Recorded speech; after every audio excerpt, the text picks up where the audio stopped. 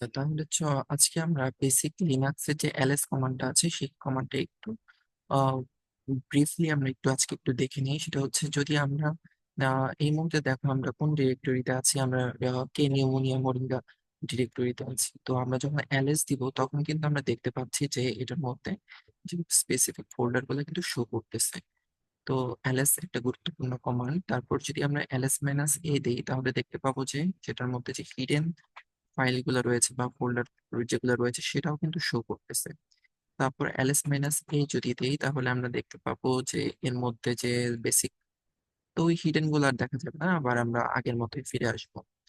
তারপর যদি ls minus L দেই তাহলে কিন্তু আমরা দেখতে পাবো যে এর মধ্যে যে এই ফাইলগুলা কি, তো প্রত্যেকটা ইনফরমেশন কিন্তু দেখাবে ls মাইনাস এল দিলে, যে টোটাল ফাইলের সংখ্যা কয়টা, সেটাকে রাইট করা যাবে কিনা, সেটাকে রিড করা যাবে কিনা, সেটাকে এক্সিকিউট করা যাবে কিনা, সেটা কত ডেট তারিখ সবকিছু কিন্তু, এবং আহ, এখানে চলে আসবে। তো এটা খুব গুরুত্বপূর্ণ কমান্ড ls মাইনাস এল।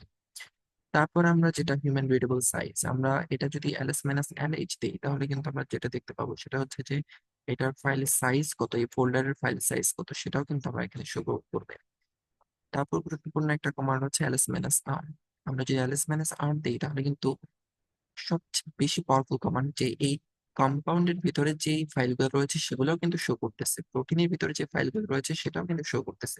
তো ls মাইনাস আর কিন্তু খুব গুরুত্বপূর্ণ একটা কমান্ড। তারপরে যদি আমরা টাইম অনুযায়ী আমরা দেখতে চাই যে কোন ফোল্ডারটা, কোন ফাইলটা আমি আগে তৈরি করেছিলাম, তো সেই অনুযায়ী যদি দেখতে চাই বা পরে তৈরি করেছিলাম তাহলে ls মাইনাস টি দিলে সেটা কিন্তু দেখা যাবে যে প্রোটিনটা আগে তৈরি হয়েছে, রেজাল্টটা, তারপর তারপর কম্পাউন্ডটা।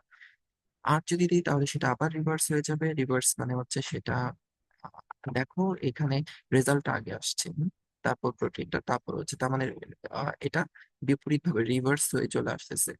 তারপর আমরা যদি ফাইল সাইজ দেখতে চাই ls মাইনাস এস, সেক্ষেত্রে আমরা আবার দেখতে পাবো একই কমান্ড। তো বেসিক্যালি এই যে লিনাক্স কমান্ড গুলাই আমরা বেসিক্যালি মূলত ব্যবহার করব আমরা আমাদের দৈনন্দিন কাজের জন্য। এই ls কমান্ডটা এই এতটুকু পর্যন্ত সীমাবদ্ধ থাকবে, হয়তো বা সামনে আরো কমপ্লিকেটেড হতে পারে, বাট আমি আজকে ছোট্ট করে একটু দেখালাম যে ls কমান্ডটা কিভাবে আমরা এক্সিকিউট করবো এবং কত রকম কমান্ড রয়েছে।